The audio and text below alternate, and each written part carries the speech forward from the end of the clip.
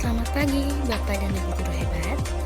Pada topik 7, elaborasi pemahaman, saya akan menjelaskan sedikit mengenai problematika dan evaluasi implementasi understanding by design.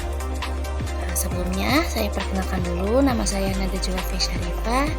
Saya merupakan mahasiswa PPG Prajabatan tahun 2023. Perbandingan penjelasan kelompok lain dengan penjelasan diri pribadi. Nah, dari kelompok 1 menjelaskan bahwa pembaharuan kurikulum berperan dalam meningkatkan efektivitas pembelajaran dan mutu pendidikan di Indonesia sesuai dengan perkembangan zaman.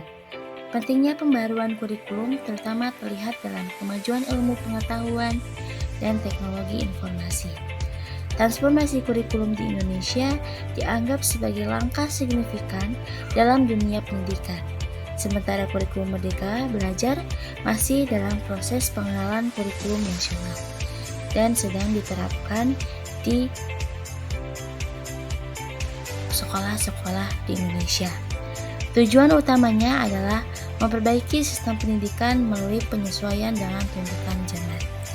Nah, kemudian penjelasan menurut diri pribadi, menurut saya pembaruan kurikulum diarahkan untuk membawa pendidikan Indonesia lebih dekat dengan tuntutan dan dinamika zaman, sehingga menciptakan lulusan yang tidak hanya mampu menghadapi tantangan masa kini, tetapi juga memiliki kesiapan untuk menghadapi masa depan.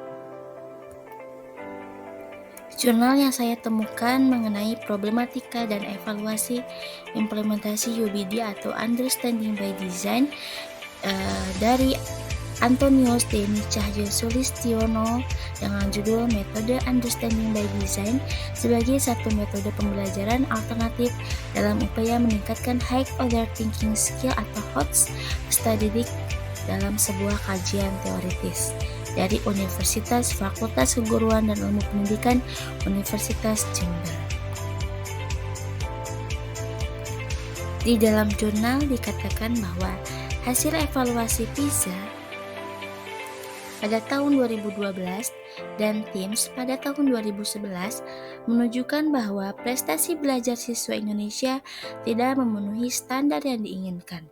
Dalam konteks ini, hasil tersebut menggambarkan kurangnya kualitas sumber daya manusia di Indonesia.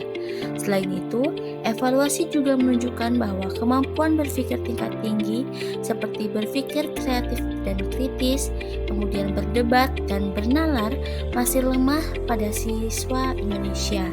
Pernyataan ini menggarisbawahi bahwa kekurangan dalam pengembangan keterampilan berpikir tingkat tinggi di kalangan siswa Indonesia.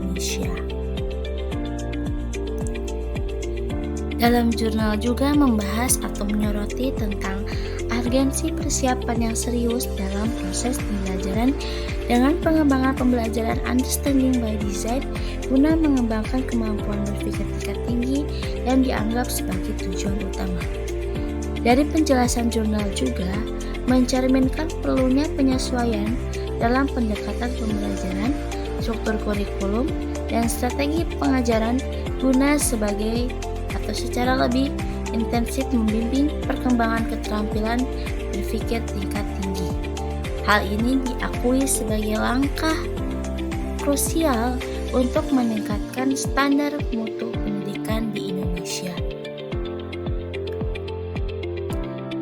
Sekian pemaparan saya mengenai problematika implementasi pembelajaran UBD atau Understanding by Design. Sampai ketemu di video selanjutnya. Bye.